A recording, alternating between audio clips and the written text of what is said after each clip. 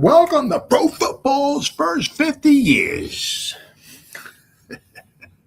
where we take the past and we bring it back to life. Now, you can go online. Look, I'm talking specifically here from the 1920 to 1970, the first 50 years. You can go online, especially back in the 20s and the 30s, and you can come up with the scores of the game.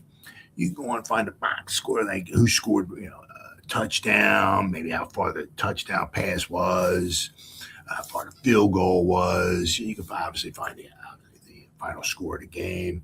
You can find where the game was played at, the attendance, maybe the starting lineups for each team. You could probably even go and maybe with certain games, sometimes, go on YouTube, you can find a little short video clips of each game. And some of them are silent video clips, and all you see is guys turning around and handing the balls off and maybe passing the ball. You don't know who's throwing the ball. You don't know who's running the ball.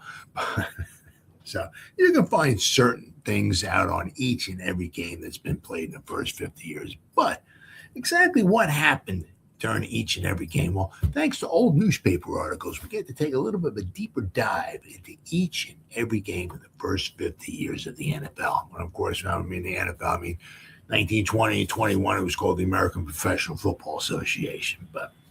So a little news flash here for you. There's no fancy videos here or nothing like that, okay? All there is you and me for the next 30 to 60 minutes. So if that's all right with you, let's get along.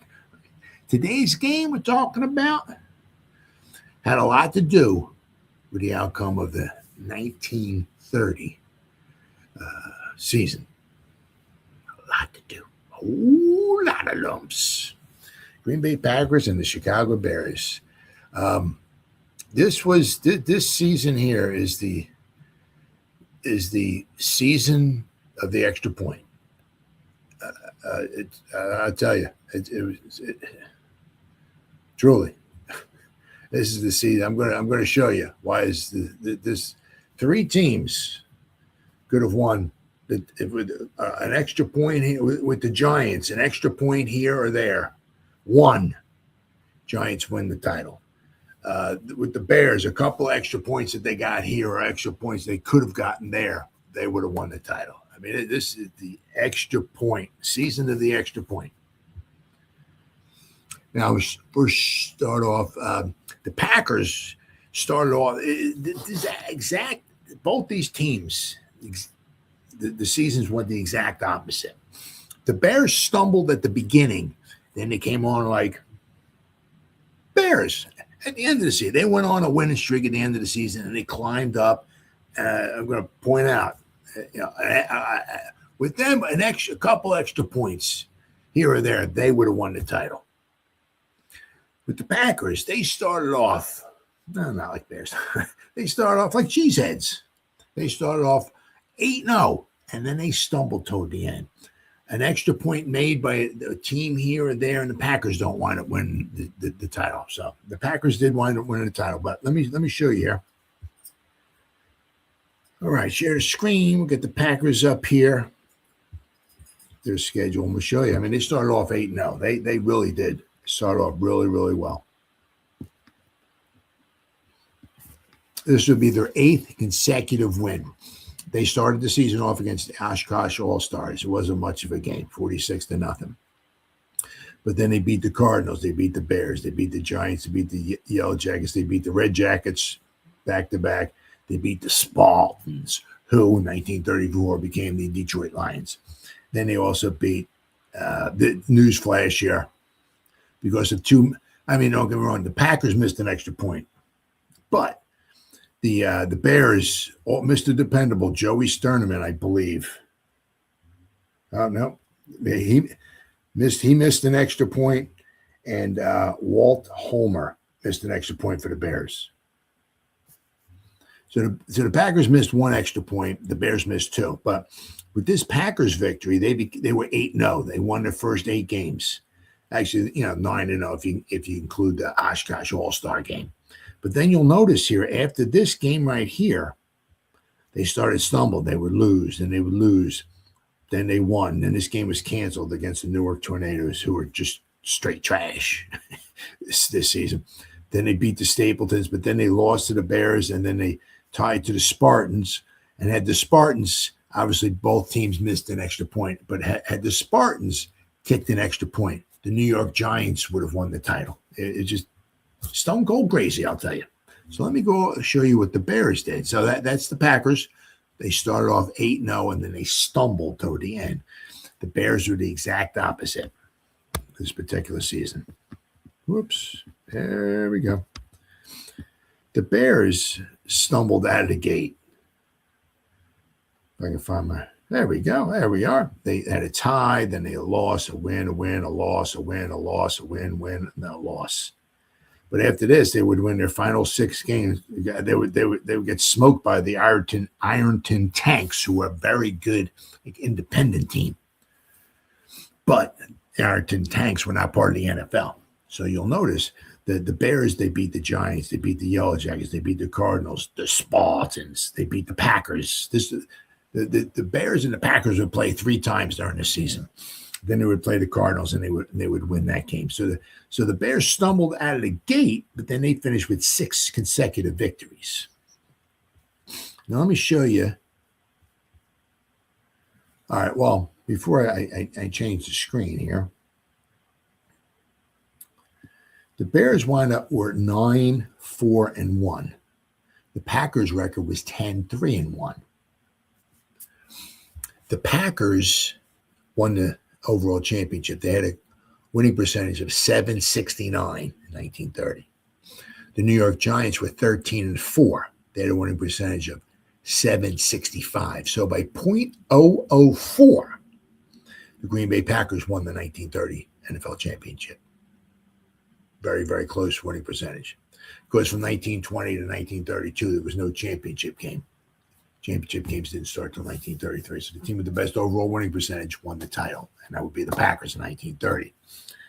But you'll notice here that if, once again, it is what it is. What happened, happened, right? But the Packers also, in this game as well, missed an extra point as well, too. I'm just saying, just for shots and giggles here. Had the Bears kicked both their extra points, they would have won this game 14-13. Just 2 extra points. They would be 10-3-1. The Packers would be they would fall to 9-4. The Bears kicked both their extra points in this game and won 14-13. They would have been 10-3. They would have had a .769 winning percentage. They would have won the title. Let's see this 9-7 right here. They lost this game here to the Spartans. They missed an extra point. Had they kicked their extra point here, they would have had 1 less loss. They would have been 9-3-2. Now they would have had a .750 winning percentage, but they would have climbed. They would have been very, very close. I guess that's about the only one. But if we go back to the Packers here,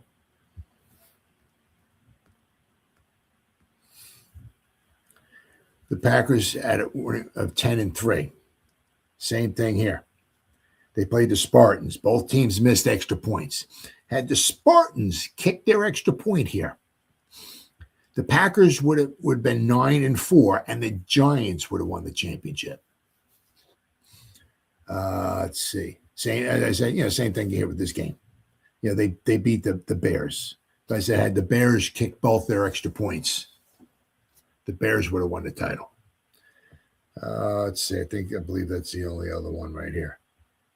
But with the Giants, let me go to show you the Giants, and I'll show you the overall standings. Now the Giants, this is one of the reasons why the coach got fired. Leroy Andrews got fired. The Giants, they lost to the Ironton Tanks. Maybe the Ironton Tanks should have been in the NFL, huh? They lost to the Bears. But then they beat the Packers, who were in first place. They beat the Frankfurt Yellow Jackets. They beat the Dodgers. They lost to the Stapletons the final game of the season, which basically cost them the championship. But look here. They lost to the Stapletons 7-6. They missed an extra point. Had they kicked that extra point, they'd have one less loss. They would have won the title. Here, they lost to the Brooklyn Dodgers 7-6. Once again, had they missed an extra point. Had they made that extra point, the Giants would have won the title. I don't know if there was any other Packers now. But you know what I'm saying? I mean, they lost to the Packers, then they lost to the Bears, but the Giants were only had 2 losses.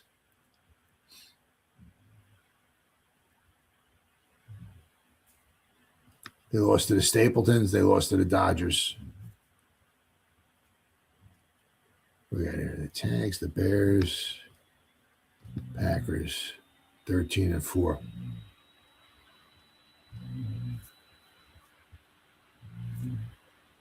Let's see. I guess maybe this last game here didn't count. Maybe I'm thinking in the standings. Maybe I guess maybe the season might have been over with. Maybe this is an extra game that didn't count in the standings because the Giants were 13-4. And if you look here, they lost here to the Dodgers, they lost here to the Stapletons, they lost here to the Bears, and then they lost up here to the Packers. So I'm thinking this final game here against the Stapletons wasn't in, might have been like an exhibition game.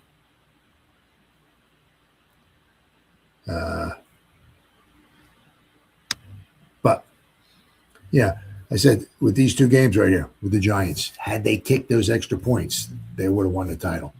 They would have had a tie, which didn't count in the standings, and they would have had one less loss. The Giants would have finished 13-3, and they would have won the championship. So it was really, really crazy. Let me stop sharing, and I'll show you the final standings here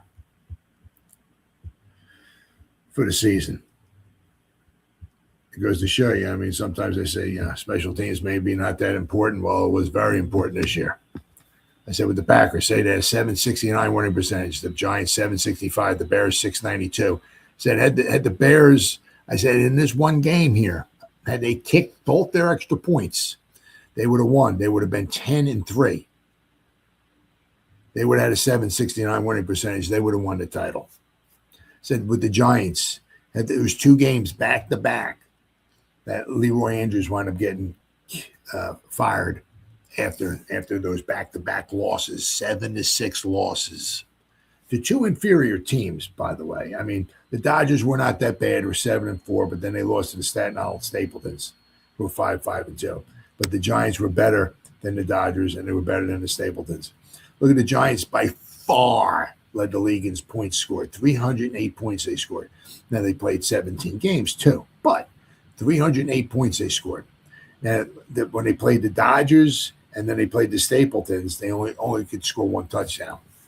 So, but if they had kicked either one of those extra points, they would have had a tie. They would have had 1 loss. They would have been 13-3, and they would have won the title. So this year was really, really crazy. The extra point season, the season of the extra point. 5, 6, 7 game, whatever it was, that you could 1 kick here, 1 kick missed there. It just cost the team a title. So very, very crazy. All right, now this game here was played Wrigley Field. In the beginning, it was called Cubs Park. 1927, it became Wrigley Field, and obviously in 1930, the day of this game, it was called Wrigley Field. Well, let me go over here. Let me show you a little bit of the history. I mean, this is from Wikipedia. Basically, if I started at the top and I went all the way down to the bottom, it'd take me about nine years to read all of this. So there's a lot. So Wrigley Field is a ballpark on the north side of Chicago. It is the home ballpark to the Cubs. First opened in 1914 as, I guess, Weigman Park for Charles Weigman's Chicago Whales of the Federal League, which folded after the 1915 season. That's a baseball league, Federal League. Cubs played their first home game at the park on April 20th, 1916, defeating the Cincinnati Reds 7-6. Chewing gum magnate William Wrigley Jr. of Wrigley Company acquired the Cubs in 1921 It was named Cubs Park from 1920 to 26 before changing its name to Wrigley Field in 1927. The stadium currently seats 41,649. But we're going to the attendance to this particular game with the Packers and the Bears, actually both games that the Packers played in Chicago, there was 22,000 people at Wrigley Field. So I'm going to say at that possibly that particular point in time, that might have been a sellout.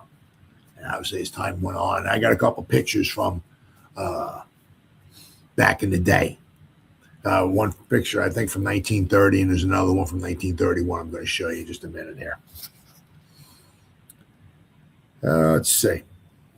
Yeah, so here we go. Wrigley Field obviously is well known for its ivy-covered brick outfield wall, distinctive wind patterns off Lake Michigan, the red marquee over the main entrance, and the hand-turned scoreboard. But obviously, the ivy wasn't there all the time. From 1921 to 1970, the stadium was also home to the Chicago Bears of the National Football League. And from 1931 to 39, it was the home of the Chicago Cardinals.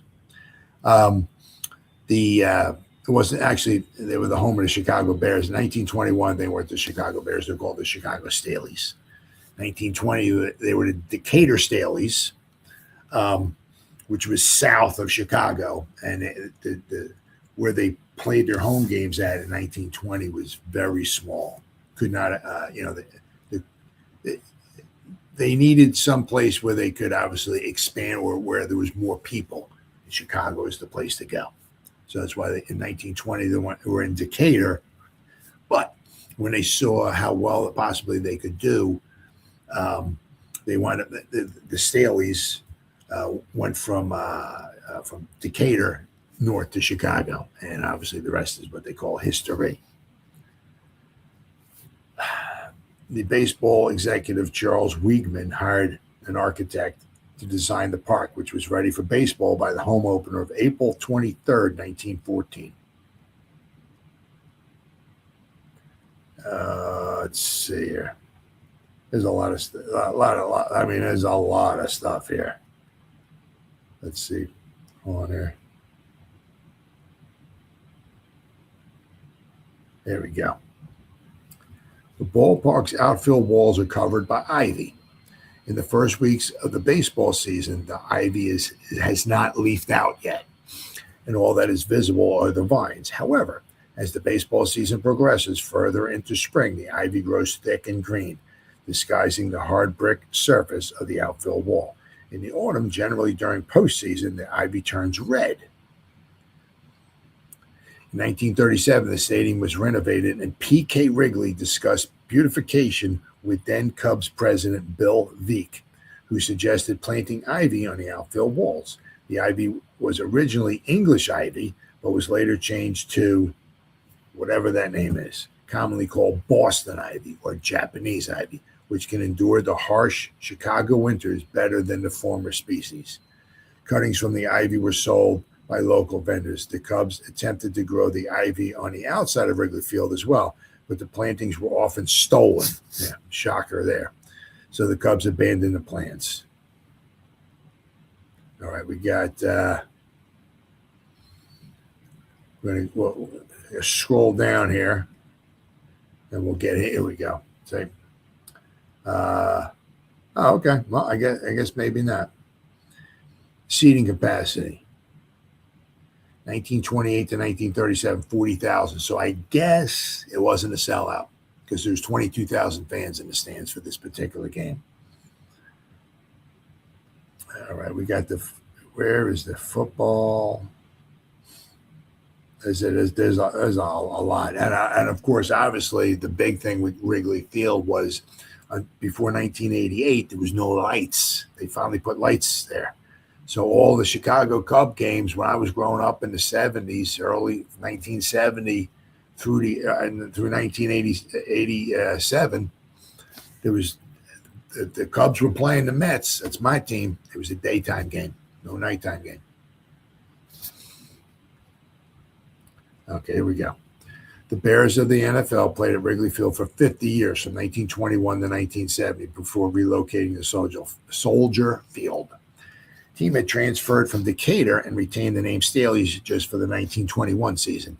They renamed themselves the Bears in order to identify with the baseball team, then a common practice in the NFL. Well, yeah, I mean, in the NFL, I mean, it was the New York Baseball Giants and the New York Football Giants.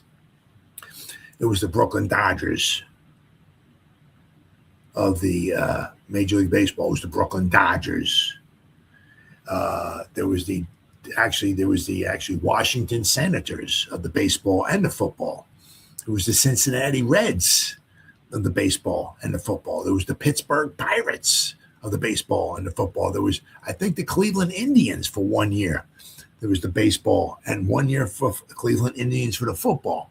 However, you'll notice with the Detroit and Chicago both playing in the same stadium, right? It was the Chicago Cubs. No, it was the baseball, Chicago Bears football. Detroit, the Detroit Tigers, however, it was Detroit Lions in football. So not every team took the exact same name as their baseball counterparts. But with the New York Giants, the New York Baseball Giants, New York Football Giants, Brooklyn Dodgers baseball team, Brooklyn Dodgers football team, as we saw, that Brooklyn Dodgers were in the NFL in 1930 and weren't too bad of a team. Had a winning record. Wrigley Field once held the record for the most NFL games played in a single stadium, with 365 regular season games, but this record was surpassed in 2003 by the Giants, thanks to its dual occupancy by the Giants and the Jets. On September 14, 2003, the game played between the Jets and the Dolphins was a 366 regular season NFL game at Giants Stadium, breaking Wrigley's regular season record. The 50 seasons the Bears spent at Wrigley Field had been an NFL record until 2006, when Lambeau Field duplicated its feats by hosting the Green Bay Packers for their 50th season and broke it in 2007. Soldier Field also matched the accomplishment when the Bears played there for their 50th season in 2021, and would break the record when the Bears played their 51st season in the venue in 2022. Initially, the Bears worked with the stands that were there. Eventually, they acquired a large portable bleacher section that spanned the right and center field areas and covered most of the existing bleachers seating and part of the right field corner seating. This east stand raised Wrigley Field's football capacity to 47,000, or a net gain of perhaps 9,000 seats over normal capacity. After the Bears left, this structure would live on for several years as the north stand at Soldier Field until it was replaced by permanent seating. Now, what we'll show you right here is, right, the football field ran north and south from left field to the foul side of first base. So I'm going to show you that because I got a couple pictures here. The remodeling of the bleachers made for a very tight fit for the gridiron, as it did. Because if you ever look at old pictures from the 60s, where especially if you have pictures of Gale Sayers running in for a touchdown, or any highlights from the Bears from the 60s, the 63 championship season for the Bears when they beat the Giants 14-10 at Wrigley Field, you'll notice in the end zone, it was really tight. There wasn't a lot of extra running room. There was a legend that Bears fullback Bronco Nagurski steamrolled through the line head down and ran all the way through that end zone, smacking his leather helmet head on the bricks. He went back to the bench and then told Coach George Halas, "That last guy gave me quite a lick." That kind of incident prompted the Bears to hang some padding in front of the wall. Oh, here we go. I'm sorry. I should have read this first. I do apologize. I'm a moron. The remodeling of the bleachers made for a very tight fit in the gridiron. In fact, the corner of the south end zone was literally in the visiting baseball team's dugout, which was filled with pads for safety and required a special ground rule that sliced off the corner of the end zone. The end zone was also shorter than the north, as the south end zone was 8 yards compared to the regulation 10 yards. One corner of the north end line ran just inches short of the left wall, there was a legend that, they got that. So let me show you now a couple pictures of what, all right, let's see. And once again, I do apologize. I have like 33,000, okay, tabs open up here. So like this one is from 1931.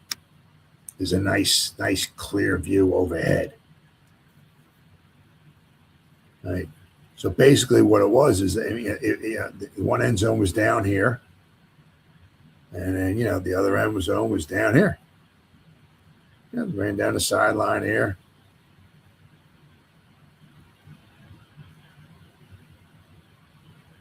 So 1931. But I do have one from 1930. I'll show you that one there. If I can find it. Where is it? Might be it right there. There we go. Okay, there's a nice view here. This is from 1930. I do believe that's what it says here.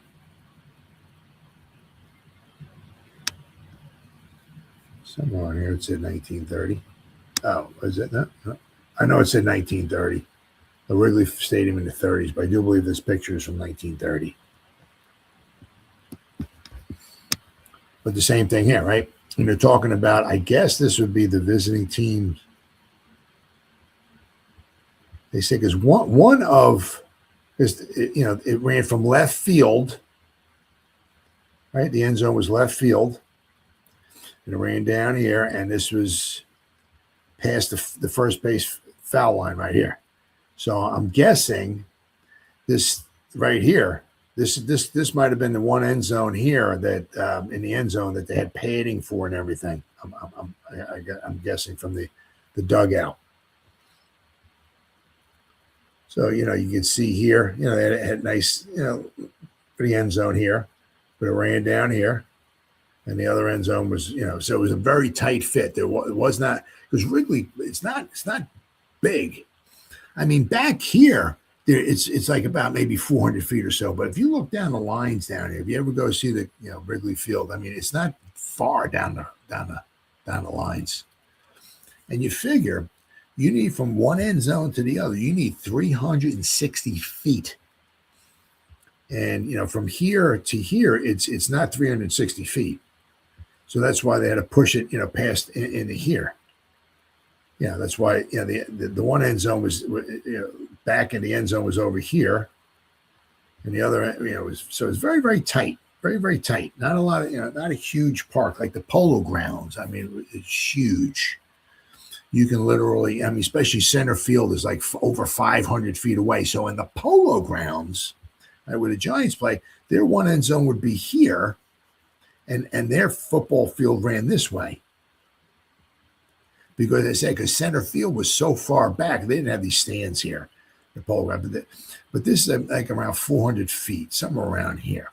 But in the Polo Grounds, their dead center field was like 500 feet. So that's why they can have one end zone down the back of the end zone here, and the football field would run this way. Well, here they can't do that because it probably wasn't. Obviously, you need 53 yards here. Maybe they don't have that. They don't have 53 yards here either. So that's why the football field ran from left field to first base. So, but you get good, nice little picture there. That goes to show you. I said it's not a big, any stretch of imagination, not a big park. So it was a very, very tight fit. Very, very tight fit. So you got to be aware of your surroundings, especially if you're running through the end zone. If you're just like diving over the goal line and stuff like that, you ain't got nothing to worry about. Or if you're running around in the end zone, maybe trying to catch a pass or something like that, and you're standing in the end zone, you don't have much really to worry about. But if you're running and, like if you ever look at 1965 Gale Sayers' rookie season where he scored 6 touchdowns against the San Francisco 49ers in the Mud Bowl, right? You can see a couple of the touchdowns he scored. One of them, especially the last one, I believe it is, when he took the punt return back. you can see, where the back of the end zones were, and sometimes there was not a lot of room. And you're talking about running like into a brick wall or something. I mean, that could be pretty painful. So, but it was just cool stadium, awesome, my kind of stuff, dirt, grass, and all that stuff and everything. But it is what it is. Well, now let's go into the newspaper articles here. I got from 3 different papers. One will be the Chicago Tribune. I think that's one we start off with. Is that the Chicago Tribune? We start off with? No. Starting off with the Sheboygan Press. Let me read that one first. Then we're going to end up with the Green Bay Press Gazette, which goes play by play. So by the time this video is over with, I know you're sick and tired of listening to me talk, but by the time this video is over with, you'll know play by play exactly what happened in this game. And you can only find that from newspaper articles for the most part. I mean, somebody might have a book written on it or something, whatever. But I mean, for the most part, the only place to find, it doesn't happen very often where you can find play-by-play of a game. But the Green Bay Press Gazette, fantastic. All right, so let me go here. No, that's not it. Here we go. Go to the Sheboygan Press. All right. Now this is Notre Dame here. This is not the Packers. Is Notre Dame beating Penn. Apparently they beat them 60-20. Whew, wow, a lot of points. Anyway, Packers defeat Bears on extra point by Dunn. Both teams score a pair of touchdowns, but Bears failed to make good on tries. So, and I said, had they, that gave them a loss. That was their last loss of the season. But had they, at least tied, they would have had one less loss. And one of those extra points, could have been huge in the outcome of the season. But you'll notice also here, right? The Giants were 10-1. Their winning percentage was .909, and then the Packers were 8-0. But this would be the Packers' 8th consecutive victory, obviously, but their winning streak would come to an end the following week. All right, so Green Bay Packers, defending champions of the National Professional Football League, are still undefeated because they won the championship in 1920 at 9. They won it in 29, 30, and 31, the first NFL official three-peat. Green Bay Packers from 29 to 31. But they had to settle for one of those point-after-touchdown victories, 13-12 over the Bears at Wrigley Field yesterday, to keep their winning streak intact. Yesterday's triumph runs for the string to 21 games in a row that they won. But the following week, it would come to an end. And spoiler alert, that's going to be my next video.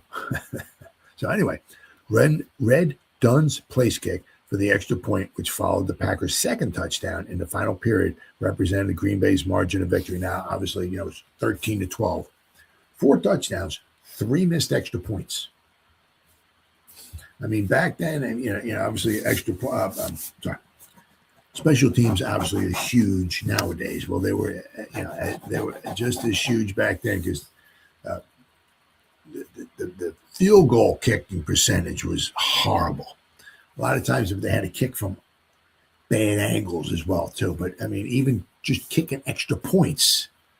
And the goalposts were on a goal line. I know like in 1925 or so, they did move the goalpost to the back of the end zone for a period of time. But, I mean, the goalposts a lot of times were on the goal line. And they're kicking from 8-9 yards back. They're trying to kick it like 9 yards straight, a drop kick. Just couldn't do it. All right. Walt Holmer missed a try for a placement kick after the Bears had scored their second touchdown, which, if it had been successful, would have given the Chicago club a tie. Fumbles, blocks, scores. The Packers put over the first score of the game midway in the second period after both teams had fumbled. And when we say fumbled, we mean just that. Numerous opportunities to score in the first session. And we're going to find out more about that in particular with the Green Bay Press Gazette. The march opened after Dunn speared one of Lynn's Linsenitz punts. I'm going to call him Lintz. And ran it back to his own 46-yard line. 21-yard pass, Dunn to Johnny Blood. Love that name. Took it over the goal line. Blood received the ball directly in front of the Bear goal line, was tackled by Carl Brumbaugh, the Bear safety man, as he received it, but fell across the line. In the last quarter, Lewellen kicked out of bounds on his own 41-yard line after Sternaman's pass to Luke Jones's, I'll call him John, was incomplete behind the goal line, and a 15-yard penalty for holding had driven the Packers back to their own 5-yard stripe. In the first play, Lintz found a hole in the center of the line and advanced 9 yards before he was cut down from behind. On the next play, Joe Sternaman wheeled wide around his right end behind the perfect interference of Bronco Nagurski and Red Grange, and Lintz had never stopped until he had crossed the goal line 32 yards away. He missed a drop kick, tried for extra point. However, if he had made this one, the Bears would have tied the score too. Following the kickoff, the Packers opened an uninterrupted drive of 72 yards and their second touchdown. Blood ran the kickoff back to his own 28-yard line to open the proceedings. Melinda, Lewellen, and Blood cracked away at the line for varying gains, and a pass from Lewellen to Blood advanced the ball 23 more yards toward the Bears' goal line, to the 27-yard line to be exact, as the third period ended. Lewellen opened the final period by heaving a 10-yard pass to Johnny Blood. Melinda and Blood picked off 5 yards on their next 2 tries, and on third down, Dunn whipped a pass to Lewellen, who received it just in front of the Bear goal line and staggered across for the score. Dunn kicked the goal without delay. That was the only extra point kicked. Following the kickoff, Lintz drove the Packers back to their own 11-yard line. Dunn caught the punt but was dumped in his tracks by Jones. A penalty for holding drove the Packers back to their 1-yard line. Oof. Llewellyn kicked out from behind his own goal line, but Brumbaugh returned almost 20 yards to the Packers' 20-yard line. Walquist picked off 7 yards, and Nagurski repeated for 5 more, and it was first down on the Packers' 8-yard line. Nagurski fumbled, but Drury recovered. Nagurski picked off 7 yards on 2 smashes at the line, and on the 4th down, Brumbaugh carried it over on a slide off tackle. Homer's place kick went wide of the uprights, and any chance the Bears might have had to tie the score went with the kick. Is that it? Or is there more? Nope. Yeah, I guess that would be it. All right, so now we're going to go to the Chicago Tribune. Got a couple. We got some information on this game. I mean, there were probably another 10 articles I could have popped up. Some of them were kind of small, though. But, I mean, instead of reading every article and having this video be 4.5 hours long, I just try to pick out a couple good ones here. And all right, here we got Chicago Tribune. All right, here we go. Chicago 11 misses a tie in the final minutes. All right, Green Bay beats the Bears 13-12 before. This says 25,000. If you go to Pro Football Archives, they said it was 22,000. So maybe it was 25,000 there. Here's the starting lineups. Now you'll notice here, right? Harold Red Grange, Bronco Nagurski. I mean, unfortunately, at this particular point in time in 1930 in Grange's career, Grange retired and then he came back to play. But Grange had injured one of his knees, I believe it was, pretty badly. Might have been in 1926 or 27. He tore his knee up. One knee or both his knees or something, and he was never the same. I mean, he was unbelievable in college. But as what happened back then, you guys got injured. Tackles, I mean, guys trying to tackle, block you, taking your knees out and stuff. And it was the wild, wild west back then. Can't do that stuff nowadays, but here's the starting lineups. There's the referees. There's the substitutions.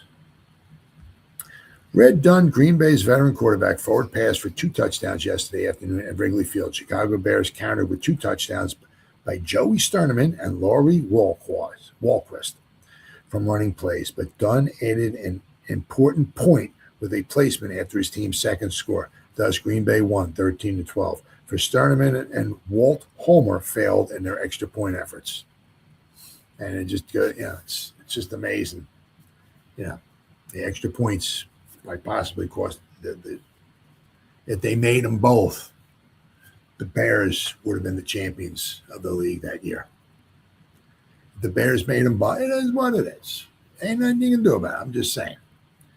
The Bears made both their extra points. They would have won 14-13. The Bears would have been 10-3. The Bears would have won the title. The Packers would have been 9-4. I mean, just 2 extra points in this one game. 25,000, the largest crowd to watch the professionals this year, saw the Bears strive to halt the Packers' winning streak, which now has reached 20 games in 2 years. Champion of the National League in 1929, Green Bay won 12 games and was tied once. Yesterday's victory was the 8th this season. So I guess they got 21 games, I guess. They won 12 and was tied once. So they're undefeated in 21 games. Teams keyed for battle. Both teams, long inured to enthusiasm, were keyed to heights of attack and defense, which they have not equaled this year. And the intensity of the struggle was communicated to the thousands in the stands. There was a continuous thunder of applause during the second half, first for the Bears as they battered the Packers to tie the score at 6, then for the Invaders as they went into the lead early in the fourth quarter. When Bronco Nagurski and Laurie Walquist slashed into the Packers forwards to traverse the necessary 20 yards for a second touchdown, the crowd's yells rivaled the organized cheering associated with collegiate football. Then as Walt Holmer's placement for the tying point fell away to the left of the uprights, the thousands of Packer rooters, led by the Lumberjack Band, broke loose, for they knew that victory was theirs. Fumbles at the start of the game. Both teams fumbled repeatedly in the first period. The misplays at the line of scrimmage were caused by the anxiety of the smash a bit harder than ever before, but the fumbles in the opening resulted from tacklers knocking the ball free. Dunn began the fumbling, presenting the Bears with a scoring opportunity in the first period, 22 yards from the goal. But Grange, on the first play, failed to take the ball cleanly from quarterback Brumbaugh, and the Packers regained possession. On through the quarter, the teams battled on even terms, then unable to gain consistently through the Bears' forwards, who yielded but would not be thrown back to permit continuous gains. The Packers took to the air. Melinda had smashed 18 yards through the center for a first down on the Bears' 42-yard line when Dunn shifted his team's offensive. Blood tumbles across. Dunn then passed wide to Johnny Blood in that flat zone for 6 yards. Again, Bo Melinda crashed into the line for a first down on Chicago's 19-yard line. Here, Dunn dashed back, pivoted, and shot the ball to Blood as he raced down the center to the goal line. Blood leaped high in front of A. Okay. Blood leaped high in front of A. Okay, hold on there.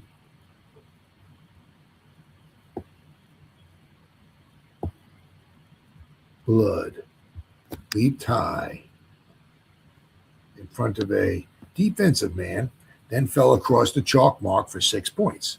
Dunn's place kick for the extra point was wide, and a bit later, the teams reached the halfway mark with the Packers still leading 6-0. With renewed energy, the Bears came back to resume the battle. Without delay, they set about the business of tying the score. Joey Sternaman ran back one of Verne Lewellen's high spiraling kicks to the Bears' 48-yard line. Nagurski crashed through for 7 yards. Then Joe Lintz knifed inside off tackle, and with another buck by Nagurski, made it first down on the Packers' 32-yard strip. Sternaman races the goal. On a fake line thrust, Sternaman rounded Dilweg at the left end of the Packer line, with Red Grange, Big Nagurski, and Garland Grange bumping the defenders out of his path. Sternaman cut in and out past his fallen foes to reach the goal. Sternaman's drop kick, which would have sent the Chicagoans into the lead, missed the uprights by the narrowest of margins.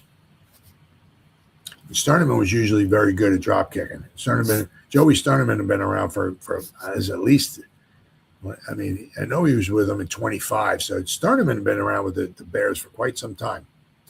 Packers Aerials accomplished a second and winning score early in the fourth period. First, Dunn passed the blood and then threw down the center of the Bears secondary to Lewellen for the touchdown. The scoring pass covered 27 yards, and Lewellen, although shadowed by Nagurski, dove for the ball, grabbed it while off balance, and rolled over the line. Dunn made good the extra point from placement with Melinda holding, and the point later spelled victory. The Bears forced to play during the remaining minutes. A 15-yard penalty for holding sent Green Bay back to its 1-yard line. Llewellyn, kicking from deep in his own end zone, sent the ball directly to Brumbaugh, and he raced back to the Packers' 20-yard line before going down under a mass of tacklers. Batter Green Bay line. Nagurski and Walquist tore into the yellow-shirted Packer linesman. Again, Nagurski leaped but tackled and fumbled. Walquist fell on the ball, and the Bears were 7 yards from the goal line with the first down. Two more plays by Walquist advanced 6 yards. On third down, just as center Trafton was ready to pass the ball, Johnny Blood came running in from his post at defensive halfback and plunged over the line. Trafton, however, continued to play, and Walquist slid outside of Red Slate for the touchdown. For the Bears declined the penalty on Blood's offside play. Then came Homer's unsuccessful placement, and Green Bay led 13-12. The final status of the score. So, all right, now we go to the Green Bay Press-Gazette, and they too have 2-page article here. It goes play by play.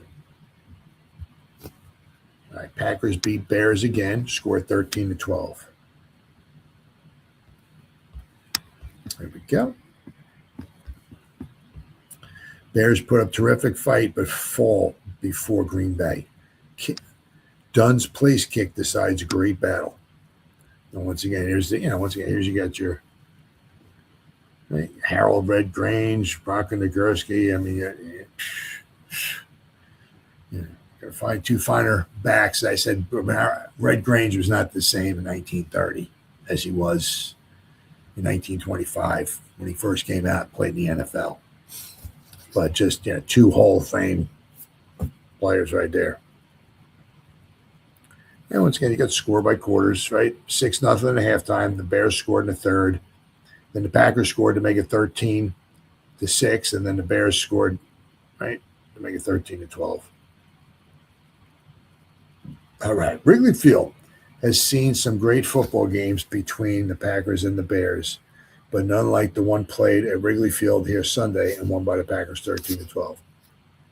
About 3,000 fans from Wisconsin who followed the Green Bay team to Chicago and who helped make possible the record-breaking crowd of 22,000. So you see, the one paper said it was 25,000.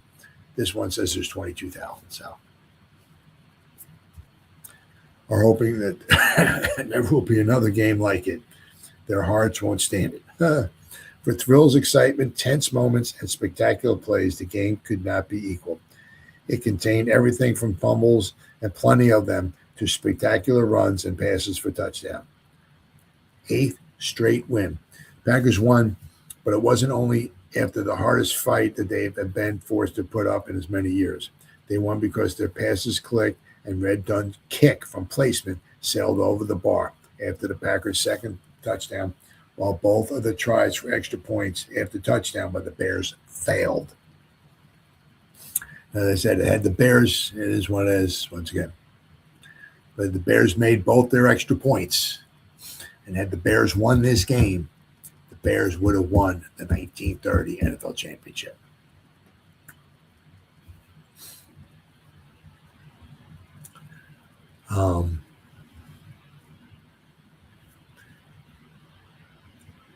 Had the Bears kicked one of their extra points, and this game would have ended in a tie, the Giants would have won. So this game, just this one game here, those extra points. One extra point the Bears made, the Giants would have won the title. If the Bears kicked both for extra points, the Bears would have won the title. How crazy is that?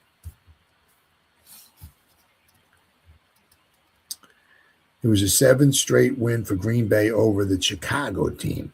The Bears haven't won a game for the Packers since 1927. Well, the Bears would play the Packers again one more time in this season later on, and the Bears would wind up finally winning. There wasn't much to choose from in the play of these two mighty teams Sunday. They were pitched to the highest key and fought every inch of the way, yet kept the game comparatively free from rough play. The Bears had an edge in the running game, but the Packers offset this advantage by fine execution of forward passes and sensational work on defense against the Bear overhead game. 3 passes completed.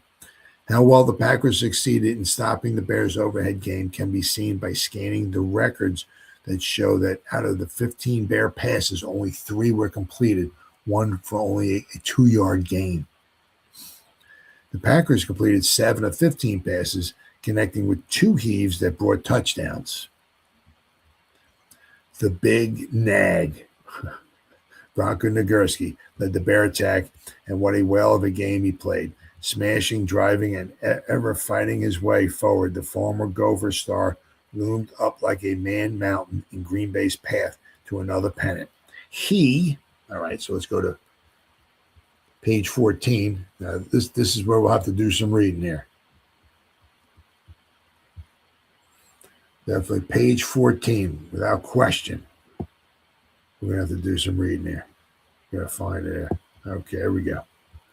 So Bronco Nagurski, there's a lot of reading here. A lot of reading. So he, meaning Bronco Nagurski, got off 2 spectacular runs, one good for 32 yards and another for 28 yards, and would have been free both times for touchdowns had it not been for great plays by Tom Nash and Lavern Dilweg. Verne Lewellen and Johnny Blood played the most prominent parts in the Green Bay victory in that they caught passes for touchdowns, and of course the game never could have been chalked up in the win column if it had not been for Red Dunn's kick for the extra point and his passes to these 3 men. Or passes to these men, I'm sorry. Blood also played a great defensive game, breaking up 6 Bear passes and often stopping Bear men who had reached the secondary through line smashes. Bo Melinda, outstanding. Every Packer who saw action did his share. If Bo Melinda hadn't ripped off many substantial gains and hadn't backed up the line as he did, the result may have been different. If the Packer hadn't recovered 3 Bear fumbles, it might have been different. In fact, if practically every man,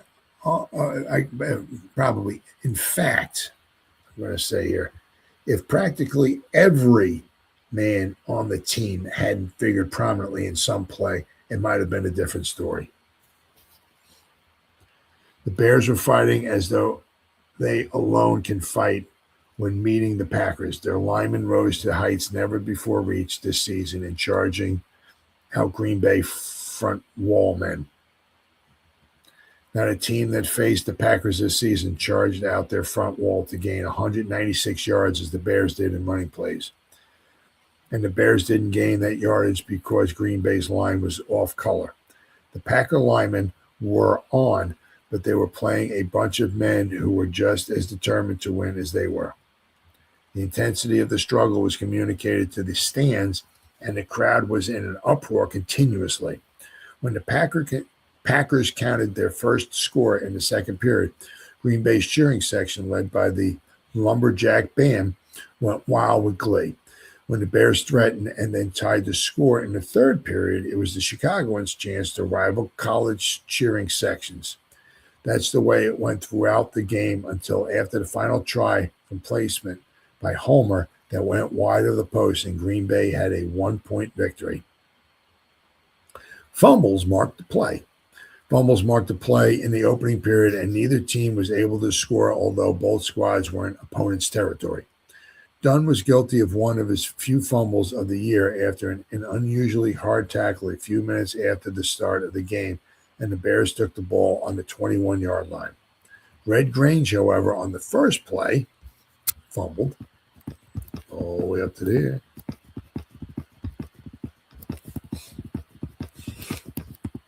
In his anxiety to get off to a quick start, also fumbled, and O'Donnell recovered for Green Bay. Later in the same period, a pass from Lewellen to Dilweg from punt formation caught the Bears secondary napping and gained 20 yards, but other passes failed, and Lewellen was forced to punt. Still later in the period, Lintz fumbled and Blood recovered on the 41-yard line. Line plays picked up 13 yards with Melinda bearing the brunt of the offense, but Bo was hit hard by Nagurski on the 28-yard line and dropped the ball. Lintz recovering for the Bears. Soon after the start of the second period, the Packers started from their own 36-yard line and went straight down the field without relinquishing the ball for a touchdown. Passes and running plays were mixed to good advantage by Red Dunn. An exchange of punts gave the ball to the Packers on their own 36-yard line. Lewellen started the march by cutting back off tackle for 6 yards. Then Melinda found a hole in the Bear front wall and did not stop until he had gained 18 yards. Plowing straight through the center, Melinda again hit center, and this time picking up 5 yards. A pass to Blood brought another first down on the Bear 31-yard line. Melinda picked up 4 yards on a spinner, and on the next play went through a hole opened by Michael and Hubbard for an 8-yard gain, putting the ball on the Bear 19-yard line. Blood goes over. Lewellen picked up 2 yards off tackle, and then Lewellen dropped back on a fake off-tackle smash and passed straight over the line of scrimmage to Johnny Blood, who took the ball out of Red Grange's hands and fell over the goal line for a touchdown as Red tackled him. Dunn's kick from placement was wide of the post. It was the first time this year that a kick got off by Dunn did not go over the standard. Later in the same period, Nagurski got loose in a powerful sweeping run around right end that mowed down 2 Packermen who tried to tackle him and was apparently headed for a touchdown when Nash made a great diving block, knocking the big nag out of bounds on the 40-yard line. Litz then fumbled on the 38-yard line, Sleight recovering, and the Packers kicked out of danger, and the half ended with Green Bay leading 6-0. After an exchange of punts soon after the start of the third period, Nagurski again broke away around end, traveling 28 yards like a locomotive before Lavern Dilweg caught from behind with a great tackle on the 42-yard line. Nagurski had practically a clear field when Lavy got him. Red Grange passed to Litz for a first down on the Packer 26-yard line, and Litz picked up another first down on a crossbuck that gained 12 yards.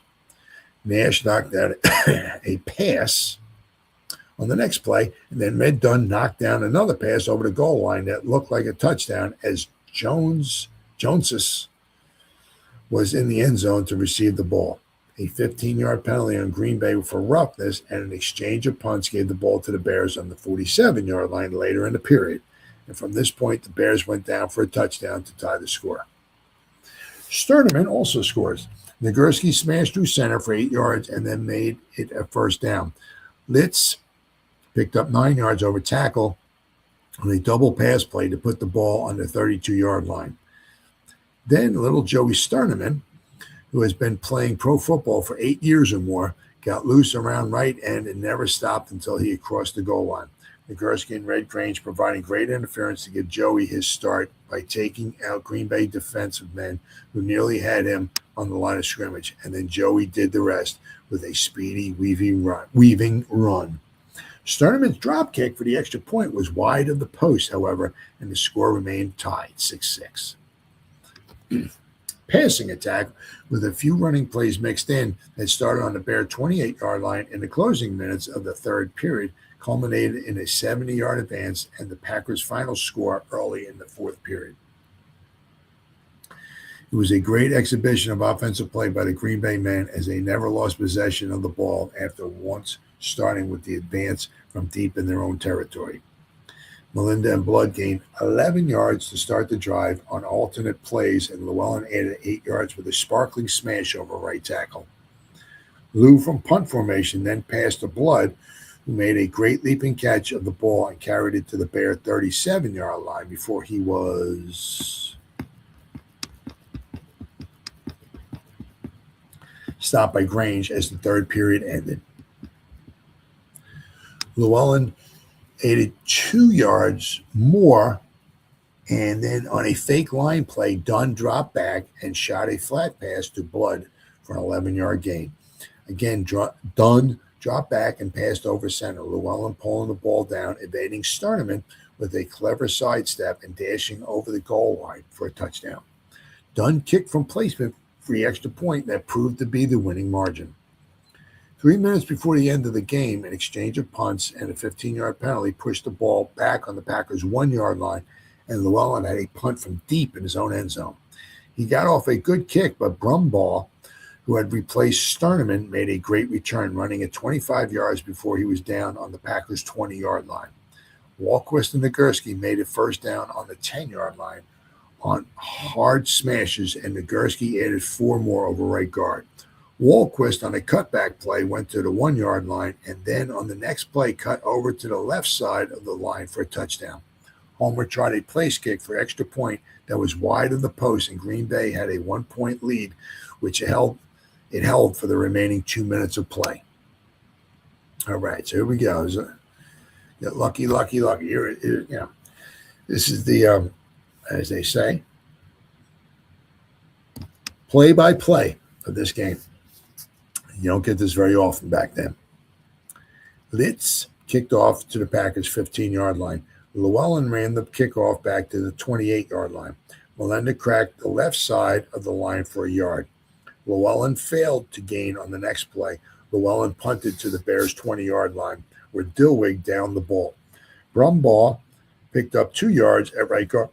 Red Grange got 2 yards around, and Litz punted to Dunn, who fumbled, and the Bears recovered on the Packers' 21-yard line. But Red Grange fumbled on the first play, and Woodin recovered on the Packers' 28-yard line, so the Packers got the ball back. McCrary went through tackle for 3 yards. Molenda fumbled and recovered for no gain. Lewellen passed to Dilweg, who was forced out of bounds on the Packers' 48-yard line. Molenda got 3 yards at center. Llewellyn's pass was incomplete, McCrary being unable to reach the ball. Another pass from Lewellen was knocked down by Nagurski. The Packers were penalized 5 yards for their second incomplete pass. Lewellen punted to the Bears' 10-yard line. Litz ran the ball back to the Bears' 21-yard line. The Bears were penalized 15 yards for roughing the Packers, putting the ball on the 5-yard line. So sometimes you looked at maybe there's like it wasn't like half the distance to the goal. Right. Litz punted to the Packers' 49-yard line, and Dunn ran it back to the Bears' 43-yard line. First down for the Packers. McCrary was replaced by Johnny Blood. Llewellyn was able to pick up a yard at left tackle. Molenda hit center for 2 yards. Llewellyn was held for no gain. Llewellyn punted over the Bears' goal line, the ball going to the Bears on their own 20-yard line. Brumbaugh picked up 4 yards at left guard.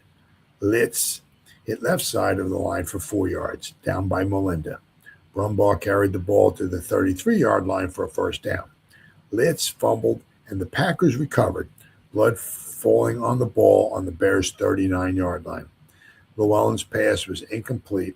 A pass from Llewellyn to Blood gained 4 yards. Llewellyn gained 4 yards. Molenda hit the left tackle for a first down, putting the ball on the Bears' 28-yard line. Molenda hit the right side of the line for no gain and fumbled, and Pearson recovered for the Bears. Ray Grange hit a stone wall for no gain. Litz gained a yard at right tackle. Litz passed to Nagurski was incomplete. Litz punted to the Packers' 15-yard line. It was a 70-yard punt. Llewellyn punted to the Packers' 47-yard line. Nagurski got a yard at center. Brumbaugh got 15 yards around right end, carrying the ball to the 32-yard line as the first quarter came to an end. Second quarter. Michael went in for Zuver, and Woodin went to right guard. Red Grange picked up 2 yards at center. Litz passed to Grange, who carried the ball to the Packers' 28-yard line before being down before he could get clear. Brumbaugh's pass to Garland was incomplete. Litz passed to Joneses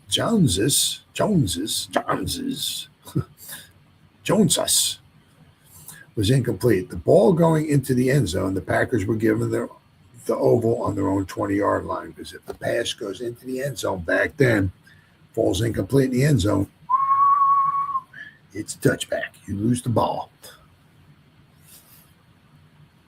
Melinda hit left guard for 2 yards. The Bears were penalized 5 yards from being offside. First down, 5 yards to go for Green Bay. Melinda made 2 yards at right guard.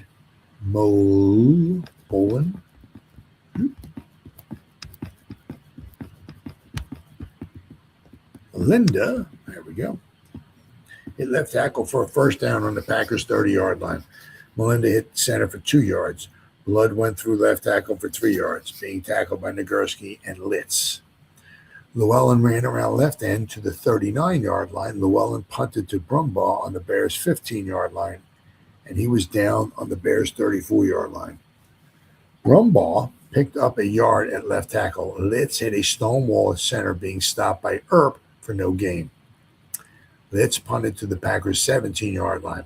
Dunn returned it to the 36-yard line before being tackled by Garland Grange. Melinda gained 4 yards on the first play. Nash replaced O'Donnell at the right end for the Packers.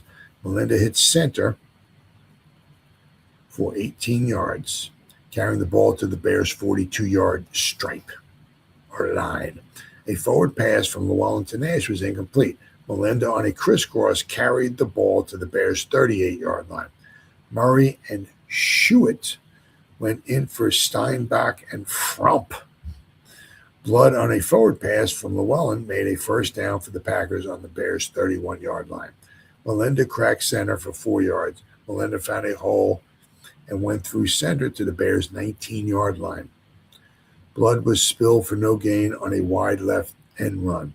Lewellen plunged through right tackle for 2 yards. Lewellen passed to Blood over the goal line for a touchdown. Johnny jumped high in the air to make the catch. Score Packers 6, Bears nothing. Dunn's kick for the extra point failed, the ball sailing to the left of the goalpost. Lidberg replaced Melinda. Bo got a great hand from the crowd as he left the field. Woodin kicked off to Red Grange, who caught the ball on the 5-yard line. He ran it back to the 28-yard line, being down by Michael. Nagurski ran to the Packers' 39-yard line before he was knocked out of bounds. He found a big hole at the right side of the line. Litz reversed the field, but he was spilled for no gain. He fumbled, and Sleight recovered for the Green Bay on the Packers' 36-yard line. Lidberg hit center for a yard. A pass from Lewellen to Nash was incomplete. Nash took the ball on the Packers' 49-yard line, where he was chased out of bounds.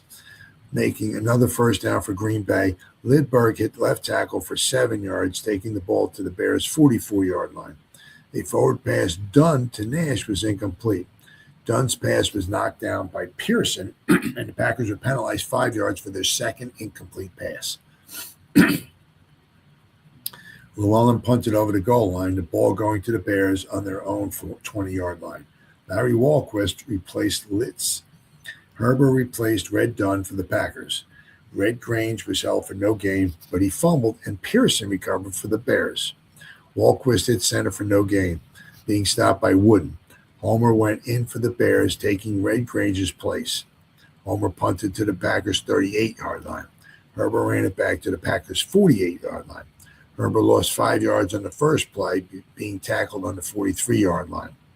Llewellyn's pass was intercepted by Walquist as the half ended.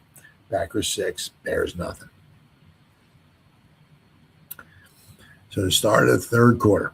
Blood took the kickoff on the 5-yard line and ran it back to the 18-yard line before he was spilled. Blood raced to the 26-yard line, finding a hole at the left side of the line. Melinda crashed through left tackle for 2 yards, stopped by Nagurski. Llewellyn made a first down on the Packers' 30-yard line. Blood on a wide left-end run made 3 yards, being stopped by Trafton and Sternaman. Melinda hit right guard for 2 yards, being tackled by Trafton. Llewellyn gained a yard at left end. Llewellyn punted out of bounds on the Bears' 16-yard line. Litz was held for no gain, but the Packers were penalized 5 yards for being offside. Nagurski carried the ball to the Packers' 44-yard line. Sternaman fumbled on the very next play, but the Bears recovered for a 3-yard loss. Sternaman was stopped after making 3 yards around end. Melinda getting him. Grange's pass to Litz was good, putting the ball on the Packers' 25-yard line. Litz found a hole just inside left tackle and picked up 9 yards. Sternaman dove through center and fumbled, but Red Grange covered for a 4-yard loss. Nagurski made 6 yards and a first down.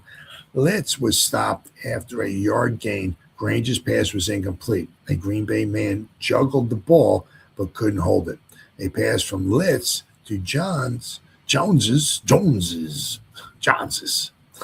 was knocked down by the Packers. The pass was over the goal line. The Packers were given the ball on their own 20-yard line. Again, the Bears had the ball down and couldn't do nothing with it.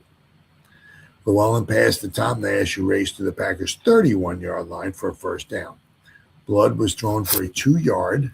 I'm going to say that's probably a 2-yard loss. My goodness. And the Packers were penalized 15 yards for rough play. Blood was again held for no gain, being tackled by Garland Grange. Lewellen punted to the Bears' 47-yard line, where Sternaman was stopped in his tracks. Nagurski went through center to the 45-yard line, a gain of 8 yards. Grange was stopped after picking up a yard at right tackle. Nagurski hit center for a first down, putting the ball on the Packers' 42-yard line. On the first play, Litz went to the Packers' 33-yard line. Sternaman went around left end for a touchdown. Grange and Litz gave him some beautiful interference.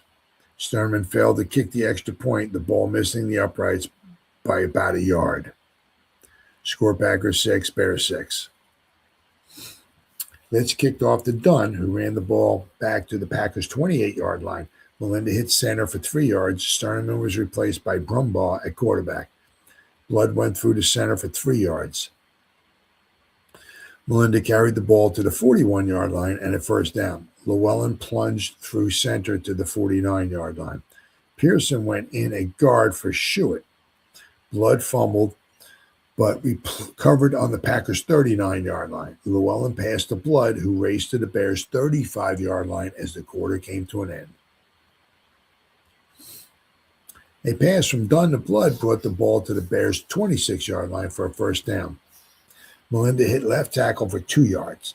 Melinda went to the Bears' 21-yard line. A pass from Dunn to Lewellen was good for a touchdown. Lou made a nice catch.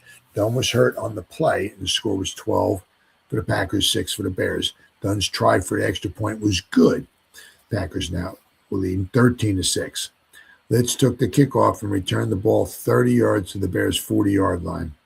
Litz hit the left side of the line for 4 yards. Nagurski plunged to the 46-yard line. A pass to Grange was completed on the Packers' 43-yard line. Litz found a hole and went through to the 37-yard line. Brumbaugh hit center for a yard. Brumbaugh was chased out of bounds on the 38-yard line for a loss of 2 yards. Litz punted out of bounds on the Packers' 15-yard line. Lewellen then punted to Brumbaugh on the Bears' 40-yard line. He brought it back to the Packers' 47-yard line, being tackled by Dilweg. Bronco Nagurski hit the right side of the line for no gain. Walquist went in for Litz. A pass Walquist to Joneses was incomplete. Holmer replaced Red Grange at left halfback. Another pass from Walquist was knocked down by a Packer halfback, and the Bears were penalized 5 yards, putting the ball on their own 48-yard line. Holmer punted to Dunn, who caught the ball on the Packers' 11-yard line. He was dropped in his tracks by Joneses. Melinda hit center for a yard. Drury went in at end for Garland Grange. The Packers were penalized for a holding, putting the ball on the Green Bay's 1-yard line.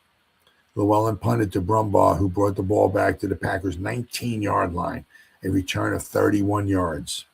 Walquist knifed through tackle for 3 yards. Walquist picked up 2 yards around left end. Nagurski hit the left side of the line for 4 yards. Nagurski hit the left tackle for 5 yards, but fumbled.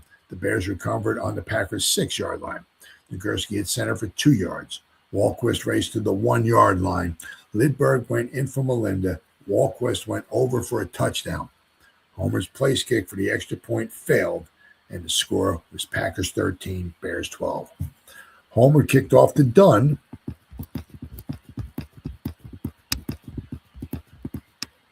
who returned the ball 20 yards to the Packers' 36-yard line. Lidberg cracked left tackle for 2 yards, but the Packers were penalized 5 yards for being offside. Blood failed to gain around left end. Lidberg went through center for 4 yards. Lewellen kick was partially blocked and fell on the Packers' 48-yard line. Nagurski recovered. Walquist on the first play carried the ball to the 41-yard line. A pass from Walquist was incomplete, being knocked down by Blood. Walquist's pass was complete, but Homer dropped it, and the Packers recovered on their own 22-yard line. Lidberg carried the ball out of bounds for no gain. Lidberg hit left tackle for 3 yards. Lewellen punted to the Bears' 16-yard line, where Dilweg downed it. Bill Sen went in for Walquist. Homer's pass was incomplete. It was a long one, but it sailed over Drury's head. Homer's pass was intercepted by the Packers as the game ended, with the Packers winning 13-12. Whoops, side lights. So we got quite a bit more to go here. Every train from Wisconsin Saturday evening and early Sunday brought hundreds of Packer fans to Chicago. It was estimated that more than 3,000 Wisconsin fans saw the game between the Packers and the Bears. The Lumberjack band arrived over the Northwestern Road, paused to have its picture taken at the station, and then went by bus to the Drake Hotel and to the park. Before the game and at intermissions, the band played several marches. Between halves, the Lumberjacks marched up on the field, forming a huge P and playing several numbers. The offerings of the musicians drew considerable applause from the fans.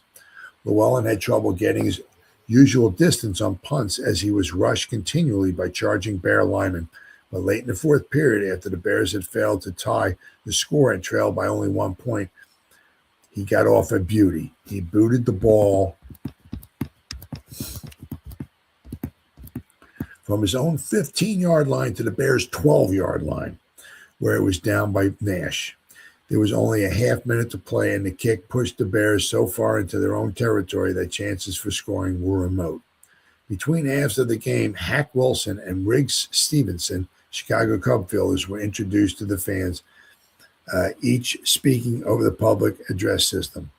Mickey Walker, middleweight boxing champion, also was a spectator and spoke over the public address system between halves.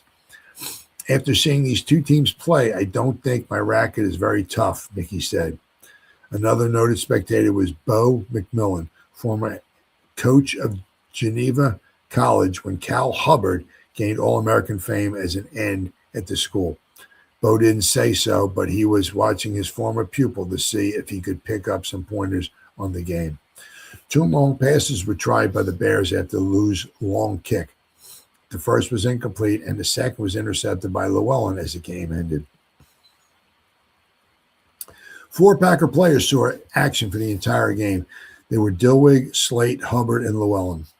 Melinda, Michael, and Dunn played most of the game and were relieved for short periods. McCrary started the game at halfback, but was knocked goofy when Nagurski's knee caught him on the chin in the first period. Blood replaced Mack and played the rest of the game. The Packers completed 7 of 15 passes for a total of 101 yards. The Bears only completed 3 heaves for a gain of 36 yards.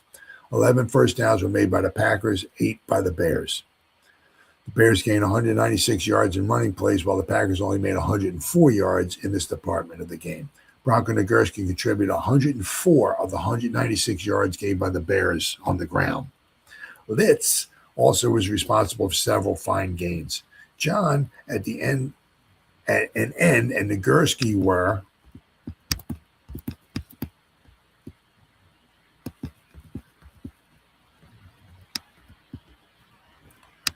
the only Bear men who played the entire game. John turned in a great defensive game, stopping nearly everything that came his way. Members of the Stillers amateur baseball team were guests of Ernest Stiller, manager of the game. About 14 young men made the trip. So A lot of stuff. I'll tell you what. I mean, if you take this stuff for granted, But I mean, I'll tell you what, that the coverage from the Green Bay Press Gazette, absolute second to none. I mean, fantastic. They gave you play-by-play, and they give you all kinds of other things and everything like that. So, but this game was huge, absolutely huge. That the Bears won this game, that they had made their extra two-point conversions, extra points, they would have won the title. Had the Bears made one of their extra points, the Giants would have won the title. And the Bears missed both their extra points, which they did. The Packers would have won the title. It's just crazy, absolutely crazy. The season, the 1930 season, was stone cold crazy. It was the year of the extra points, or missed extra points, shall I say. So that's what happened on this date, November 9th, 1930, between the Green Bay Packers and the Chicago Bears at Wrigley Field. Pro football's first 50 years. Thanks for watching. I'll see you next time.